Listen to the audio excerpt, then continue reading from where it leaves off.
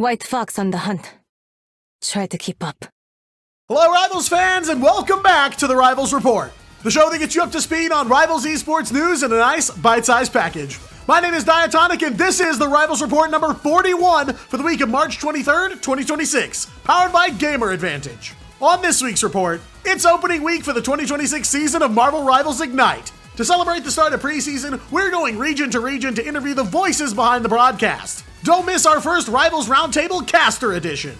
In community tournament coverage, we're talking about the first Crownbreaker tournament from Battle of the Orgs and Solo Stacks, featuring a marquee MRC rematch in the Grand Finals. On this week's Partners Assembled, we wrap up our partner team coverage with the last two Americas region teams. And on the final scouting spotlight, we've got 3 more pro player profiles covering some of the stars of the upcoming Ignite season.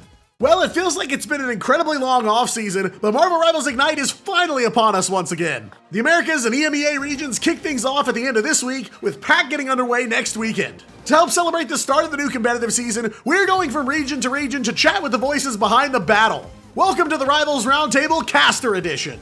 This week, we're talking with the casters of the Pacific region to get their thoughts on all things Ignite. On this week's panel, we've got veteran PAC caster MattSe, along with newcomer CeeBee. Hey everybody, MattSe here. Thanks so much for getting me on today at Diatonic. What's up, gamers? It's CeeBee here. I'm one of the Marvel Rivals Ignite 2026 casters. I'm going to get to be joining Diatonic over in the Pacific region to cover all the action over there. First, we asked, what team do you think going into preseason is looking the strongest thus far? I'm going to head over to another region other than my own. I reckon Team Liquid Citadel is looking to be one of the strongest contenders at the moment. You know, I really like the pieces that they've kind of put together there. Some of the ex-FlyQuest members, you know, all coming together to make this Citadel of a team. So definitely keen to see what they can do and put to action. I think that, yeah, they're definitely one to look out for in terms of a bit of strength there on paper. I've been hearing through the rumor mill that in Americas, at least, Liquid Citadel is the team to beat. I'll also give a little shout out for 100 Thieves as well. You know, some people have been saying they look the strongest as well, but both of them have escaped my actual purview. So this is just what the streets are saying. All right, I'm just going off of what I've heard, based on scrim results and based on who's been kicking whose butt in what scrims. And yeah, I'm gonna say I'm keeping my eyes closest on Liquid Citadel. Next, what roster do you feel that people are overlooking going into the preseason? People are overlooking DXA and JFT heading into the PAC side of things. I think those rosters definitely have a few surprises in the mix there. You know, I think they've been putting in a lot of hard work in the background, and I'm very excited to see some of their capabilities put to the test heading into the preseason there. But in terms of the other side of things, I think Nightmare is one you want to be watching out for. You know, I've seen some of their pieces come together, seen them do some pretty great things across the time stream there. So keen to see what they can do heading into the preseason very soon. I think it starts off for them. I think on a global scale, people might be overlooking Reject. I think a lot of people are hyper fixating on teams like Virtus Pro or what's going on in the Americas scene.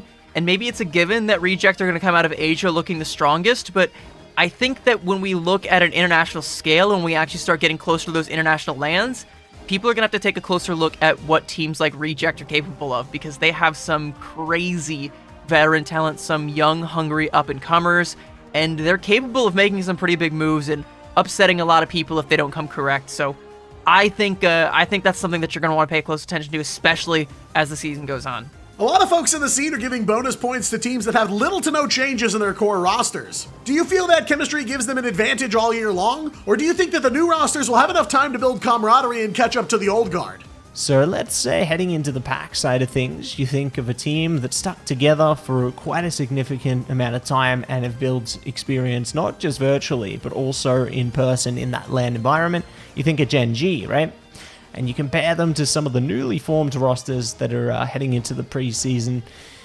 It's a tough contender because when you think of Gen G, they've had all that time to build that synergy, that cohesion. So whilst they will be approaching things with I suppose, the veterancy and being able to enact more advanced techniques and ways of approaching the game into their play, some of the newly formed rosters will be forced to still kind of work into their foundation. You know, they're still building those default kind of ways that they want to play into the game and try and counteract things. So I think that sticking together as a roster definitely can take you a long, long way. And yeah, it definitely shows when teams stick together rather than just kind of flushing the ship away after a season and then looking to start from new, overhaul everything.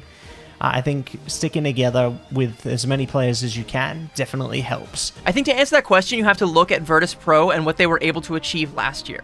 They missed out on the midseason LAN, but then just locked in, said, we are the best in the world, we just have to prove it. Our draft phase sucks, we clean that up a little bit, we expand our hero pools a little bit more, make ourselves ban-proof, and then they go on and they become world champions, and they still look strong coming into this season, so it's hard to deny that teams like VP that haven't made a whole lot of changes and are just locking in and working on themselves, they do deserve that extra credit.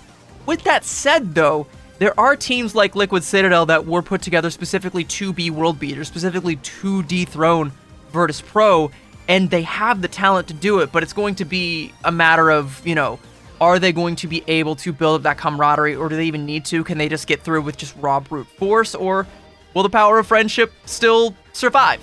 Is there an off-meta hero you feel players are overlooking that will end up being strong? I think that players might want to take into consideration maybe what are the heroes that hasn't gotten much love in long time or ever.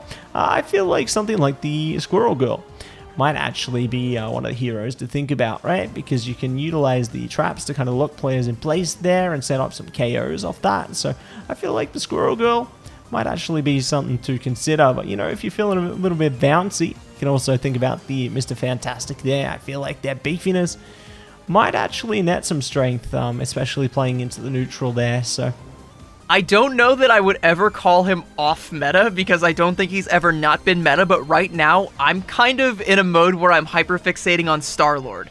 He's always been strong, he's very versatile, he can fit into just about any composition, and I think with the way that the ultimates have changed, this global 20% ult nerf, his windows to get value out of his ultimate, which by the way, best ultimate in the game, short only of maybe Gambits, I think his windows to get value out of that ultimate have just expanded tenfold. You're going to see so many more series hinge on whether or not he is able to get good value, whether or not his team is able to track enemy strategist ults well enough, and if so, I think you are going to be seeing a lot of Star-Lords taking over games. What's your caster wish list? Is there a particular matchup or even a player you're looking forward to casting? I am looking forward to casting one matchup in particular. It's going to be on the OCE side of things for the preseason. I'm looking forward to the Genji and DXA game. Now, why am I looking forward to that matchup in particular? Why would that be? Well, if you run back in time into the time stream a little bit, you look back to MRC Season 1 Asia, PC, and you look at one team in particular. That team is Fatty AM. Who was on that roster? None other than FMCL and Zenstari. And who else was on that roster? Paz, who is now on DXA. So, a little bit of a throwback there. Keen to see former teammates battle it out against each other on the big stage here. And throwing it back that far, it's crazy to think that Fatty AM, that roster, was kind of one of the original forms of what Gen G is today. So I am a little jealous of some of my NA colleagues because I feel like just about every matchup in North America with the influx of talent that has come from EMEA spells dream matchup. Like, they all could go any number of ways, and I'm excited to see how they all pan out. That said, I've kind of been painting the picture with my last couple of answers. I'm thinking I want to see Virtus Pro versus Liquid Citadel. I want to see the unstoppable juggernaut from last year up against the machine that was custom built gear by gear specifically to take them down. And finally, because we value hard-hitting journalism here at the Rivals Report, is a hot dog a sandwich? Well, that depends on your perspective. If it's just the meat itself, if that's what you consider the hot dog in this sense, then no. But if you consider it holistically with the meat and the bun, then yes. Yes, you have bread, you have meat, you have the core components of a sandwich. If a hot dog isn't a sandwich, then a submarine sandwich or a hoagie, shout out to all my Philly fanatics out here, that wouldn't be a sandwich either. I think, in order to include the culture, the most important parts of sandwich culture, in order to not put Subway completely out of business, we gotta say that a hot dog is indeed a sandwich. A big thank you to my fellow pack casters for taking the time to sit down with us. We'll be chatting with casters from the other regions over the next couple weeks, so be sure to subscribe to the channel so you don't miss it. Plus, we'll be covering Ignite matches across all regions over the coming weeks, so keep coming back to the channel to keep up with the pro circuit. And in community tournament news this week, Battle of the Orgs is back in full swing, tag teaming with SoloStacks Esports to bring you a brand new iteration of their Crownbreaker tournament series. Crownbreaker is a weekly community tournament sponsored by League Trolley, bringing hundreds of dollars in prize pools to teams hungry for a fight every single week. $400 were on the line in this triumphant return of one of Bodo's events, bringing 32 teams together to do battle for the prize. There were teams from all corners of the community, including MRC challengers, Latam teams, and of course plenty of new blood in the water. And it was a bloody single elimination bracket that saw a number of teams rise and fall throughout the event, making for some entertaining matches and great opportunities for teams to get their feet wet in the newest meta. Recluse flew solo on the decks to bring you some of the action, with the legends Soren and Rezi picking up the back half of the broadcast. But this bracket would end up funneling down to a collision course between two names that ended up being quite familiar with one another following the 6th season of the MRC. The grand finals were a showdown between newly Ignite qualified team Cafe Rose, who have quite a history with Bodo events as well, and Vengeful Esports, who fell just short of an Ignite invite at the hands of Cafe Rose themselves. CR delivered Vengeful a 3-0 thrashing in the MRC, sending them home one step away from battling their way into Ignite. But following the MRC, Cafe Rose had to say goodbye to two of their players, Tree and Sticky, due to being too young to participate in Ignite. And their new home? Vengeful Esports. This battle will be the first time the refreshed Vengeful roster would square off with Cafe Rose, and eyes across the community were on this marquee matchup. Vengeful were unsurprisingly out for vengeance, while CR needed to prove their might without a couple of their key players. So Tree and Sticky would go up against their former team as this best-of-3 face-off started on Celestial Husk. Though CR would capture just over 50% of the first point, Vengeful were off to an early lead, extended even further after capturing the second 0-100, securing map 1. And with such a short series, Vengeful were already on to match point as we transitioned to Symbiotic Surface for map 2. Cafe Rose were on the attack here first, and would have a solid showing on the first checkpoint. But the Vengeful defense slowly wore down CR's time bank on their way to the second checkpoint, and after a scramble during overtime, Sticky and Tree would clear the way and stop Cafe Rose short of that second point. Switching sides, it'd be a mad dash for Vengeful, with Wizard opening a portal and catching Cafe Rose on the back foot almost immediately. Try as they might, but they couldn't recover from that opening salvo, and though things were dire for Vengeful by the end, they'd get their revenge here in a 2-0 sweep to round off the tournament. And so Vengeful are $300 richer to show for their efforts, though of course Cafe Rose will be back in action in Ignite later this week. But it was definitely a fun rematch to watch unfold, with the casters and the chat hyped to see these two entities throw down. Congrats to all the teams that participated, and to the organizers for a big success on the event. There's currently a poll running in the Bodo Discord server about what kind of events they should do next, so be sure to drop by and vote. Events and organizers like these are important to keep the grassroots scene flourishing, as both Bodo and SoloStacks have become known for. Well, we've only got 2 teams remaining in our Partners Assembled segment, where we break down the histories and rosters of all the 2026 Ignite partner teams. For this last entry in the series, we've saved yet another round of something old, something new for you. Let's start with the newcomer org this time around, and while they may be new to Rivals, this North American org has been in operation since 2017. They initially built their legacy in titles like Rainbow Six Siege, but have found success in others like Halo and the Finals. Joining the Ignite fray this year is Utah-based esports org Space Station Gaming.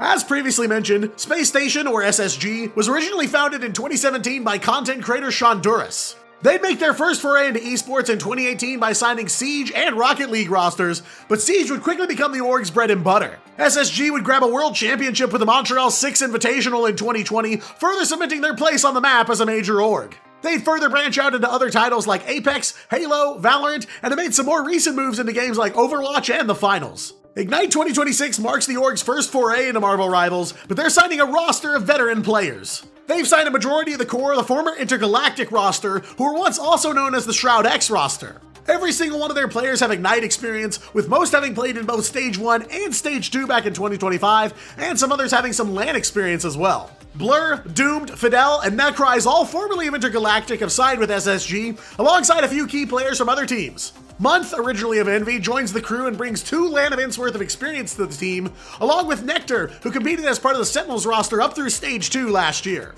And rounding out the roster is SJW, formerly of Busy at Work, who will be serving as a substitute duelist. And to round out our final profile here on Partners Assembled, we've got a known quantity from the Americas region. This team struggled in the first half of the 2025 season, but went on a generational run all the way through Grand Finals. They're primarily known for their presence in League of Legends, but they've been building a Marvel Rivals legacy that may one day rival it. For our final partner team profile, we're looking at none other than NA org FlyQuest. FlyQuest was founded back in 2017 and was born out of then Cloud9 Academy's League of Legends team being sold off to the Milwaukee Bucks co-owner Wesley Edens. At the time, the North American League Championship Series had a rule preventing orgs from owning multiple teams, so they were sold to give them a chance to play in the LCS. Though they have expanded into a few other titles like Rocket League and Counter-Strike, FlyQuest isn't known for running tons of rosters, so it feels more impactful for them to join a new title like Marvel Rivals. And FlyQuest would make their Rivals presence be felt early, making their debut at the 2025 Rivals Invitational against 100 Thieves. They'd go on to a solid top 6 finish in the Season 1 MRC, setting themselves up for success and securing an invite to Stage 1 of Ignite. They'd be knocked out of Stage 1 disappointingly early, but would grind to redeem themselves in the second half of the season. To warm up for Stage 2, they'd dominate community leagues like the Rebirth Circuit and the Vanguardian League before blazing a path through Stage 2 and into the Grand Finals LAN tournament. They'd go on an incredible run at DreamHack Atlanta, backed by the hometown crowd as they clawed their way through the bracket until ultimately being defeated by Na'Vi for a top 3 finish. But if you follow that journey with FlyQuest, you'll notice that quite a few things have changed with the roster since then. Vess and Zelos remain from last year's roster, but the other faces are new to FlyQuest. Several players are being imported to the team, including Tuzi, who previously played for Chopped in EMEA. Ken, formerly of Citadel EU, also joins the ranks of FlyQuest, alongside star player Melio, who has experience both as a member of Citadel and as part of the MSF winning Rad roster, and finally being rounded out by Jolly. So they've become a conglomeration of the original FlyQuest, some Citadel EU, with a taste of Chopped for spice. And with that, we've covered the history and rosters of all the 2026 partner teams. And just in time too, as we're finally getting a look at the partner team bundles, and there's some seriously cool cosmetics included in each of them. So, who's your favorite to win it all this year? Let me know who you're rooting for and which bundle you're grabbing down in the comments. And speaking of wrapping up profiles, welcome to the final edition of the Scouting Spotlight, where we break down the backgrounds of the pro players you need to know. With Ignite kicking off later this week, we're putting a pause on the profiles to make way for more tournament coverage, though we fully intend to bring this segment back later in the year between Ignite events. To kick off our last batch of profiles, we're starting with a Vanguard player from the Americas region. They've been a fixture in Rivals since the very beginning, and have been part of the same roster since their first appearance. He's one of the most versatile Vanguard players in the pro scene as well, capable of making plays on almost any of the bulkiest heroes in the game. To kick off our final scouting spotlight, we're taking a look at 100 Thieves Vanguard player Vinny. Vinny has been on the competitive Rivals train since the pre-launch Dawn of Legends and War of the Realms tournaments, establishing himself early on as part of the faction known as Mutants. He'd helped bring the team to a huge Season 0 MRC win to put themselves on the map, a victory that would help them get signed by 100 Thieves just a couple months later. They'd continue their dominant streak under the Thieves banner, taking first in the 2025 Rivals Invitational and earning a runner-up spot in Season 1 of the MRC.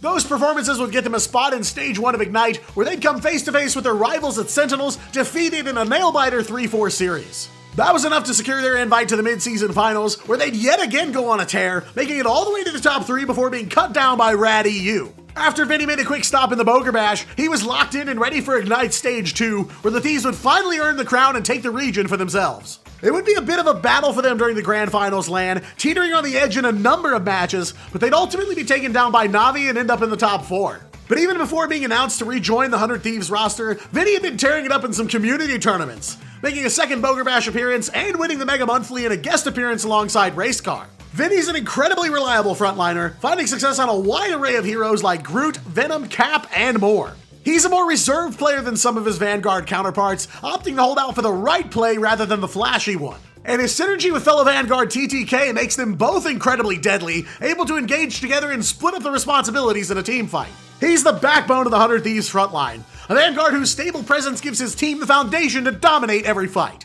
Next up, we're staying in the Americas region and sticking to the Vanguard role as well. He's a former Heroes of the Storm player that's had his fair share of competitive Rivals experience in just a year. He's a tough-as-nails Shield Vanguard player and is making a big move onto a brand new roster just in time for the 2026 season. Next up, we're checking in with one of NRG Shock's newest Vanguard players, Madara. Madara cut his teeth in competitive gaming as part of the Blizzard MOBA Heroes of the Storm. He put up a number of top results in that game, winning the Heroes Invitational back in 2022 and finishing as runner-up alongside Team USA in the 2023 Nations Cup. He'd keep competing in HOTS as late as 2025 before making the jump to Rivals for Season 1 of the MRC. He'd play in Stage 1 of Ignite alongside Shikigami, where he'd clock a top 12 finish in the Americas region. He'd head for the Dark Zero roster on the next stop in his Rivals journey, helping them qualify for Stage 2 through the Open Qualifiers. They'd tangle with other Ignite teams in some community tournaments, and even have a runner-up finish in the Vanguardian League to FlyQuest before Stage 2. And they'd managed to finish in the top 4 in Stage 2, securing the final invite to the Grand Finals LAN out of the Americas region. They'd battle their way out of the group stage and into the main event, but would get stunnered in an 0-3 series to OCE powerhouse Chopper Mag, sending them home. Dark Zero would bow out of Rivals afterwards, but Madara kept moving. He'd join up with Team Guilty and earn a top 3 finish in the Season 5 MRC, and to be on the runner-up team in the Boger Bash, and finish top 3 alongside Dreamland in the Mega Monthly. His stocks have been rising since his first appearance, and they led him to sign with America's partner team NRG for the upcoming Ignite season. Madara can be considered one of the most improved players of 2025 in competitive Rivals, proving his worth with some high-profile finishes even after departing Dark Zero. He brings some of his Heroes of the Storm experience into Rivals, with strong teamfight awareness and clinical engagement timing being key in both games. He holds back for high-value openings rather than diving into a fight at every chance he gets. And he brings value on a number of key Vanguard heroes like Emma Frost, Doctor Strange, and Magneto. It's not about rushing the fight for Madara, it's about solving it. He looks to turn patience and precision into perfectly timed engagements that his team can't lose. We've got one last America's player profile for you, and this time we're taking a look at a top strategist player. He was known for success in the support role during his time in Pro Overwatch, but actually spent the 2025 season as a duelist player. Now he's swapping over to strategist and taking his talents from the former Envy roster to a brand new org in Rivals. Our final profile is here to cover TSM's strategist player Cal. Cal spent the first few years of his gaming career in the Overwatch scene, finding a great deal of success in the Contenders series, playing alongside Team Canada in the Overwatch World Cup, and ultimately ending in a run with NRG Shock in the OWCS. There'd be a bit of overlap between his Overwatch and Rivals careers, actually playing under the NRG banner in the 2024 Rivals Invitational, but he'd part ways with Overwatch and enter the Rivals scene full force as a member of the Envy roster in 2025. Alongside his Envy teammates, they'd go on to become one of the most dominant teams in the Americas region, clocking a top 3 finish during Stage 1 of Ignite and battling out of the play-in stage in the mid-season finals all the way to the final showdown with Rad EU. They'd ultimately fall 2-4 in that bout, but would cement themselves as a powerhouse from NA.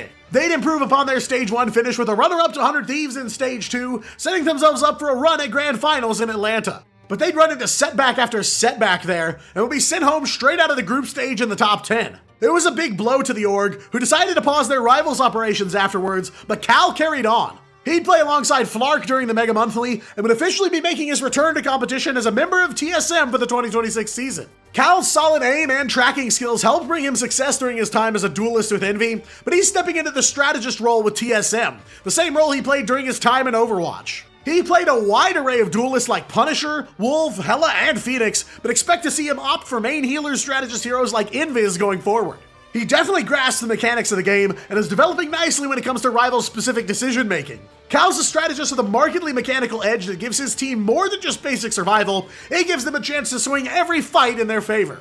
And that concludes the final profile for this week's Scouting Spotlight, as well as the segment as a whole for now. We began this Scouting Spotlight segment over 2 months ago, and in that time I brought you the profiles of nearly 40 of the game's top players. But there are so many more incredible players with stories worth telling, and no doubt new stars will rise throughout the 2026 Ignite season. The Scouting Spotlight will return in the future, but we hope this segment helped you learn more about your favorite players, or maybe even find some new favorites. And a massive thank you to all of you for sticking with the Rivals Report all throughout the offseason. We hope that you found the content both informative and entertaining, as we plan to continue with more like this as the esport continues to grow. But we are so excited for the new competitive season to kick off, and hope you'll join us as we work to cover all things Ignite all season long. Now more than ever, we're ready to ignite the battle. Well, that's all for this week's Rivals Report. Be sure to subscribe to stay up to date on the latest in Marvel Rivals Esports. And follow me on other platforms including X and TikTok for more Rivals Esports content. And if your eyewear is in need of an upgrade, look no further than Gamer Advantage. With blue light protective lenses to protect your eyes during those hardcore ranked grinds, Gamer Advantage will help take your eyewear to the next level. Get your glasses using the link in the description to get yourself a discount and help support the channel. I've been Diatonic, you've been amazing, and I'll see you in game.